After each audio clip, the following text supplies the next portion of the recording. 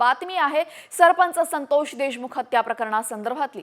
आता सरपंच संतोष देशमुख यांच्या मस्साजोग गावामध्ये आज महत्त्वाची बैठक होतीये। या बैठकीमध्ये आंदोलनाची पुढची दिशा ठरवण्यात येणार असून फरार आरोपी कृष्णा अंधाईला अटक करून तात्काळ फाशी देण्याची मागणी करण्यात येणार आहे। भाजप आमदार सुरेश धस यांनी घेतलेली धनंजय मुंडेंची भेट या पार्श्वभूमीवर सुद्धा या बैठकीमध्ये चर्चा होण्याची शक्यता आणि म्हणूनच ही बैठकही महत्त्वाची मानली जाते। त्यामुळे आता ग्रामस्थ नक्की काय निर्णय घेणार याकडे राज्याचं लक्ष लागलेलं आहे। तर बैठकीमध्ये कोणत्या मुद्द्यांवर चर्चेची शक्यता आहे? आरोपी कृष्णा अंधाईला तात्काळ अटक करून फाशी द्यावी, आरोपींना सहकार्य करणाऱ्या बी टीमवर कारवाई करावी, उज्ज्वल निकम यांच्यासारख्या वकिलाची नेमणूक या केससाठी करावी,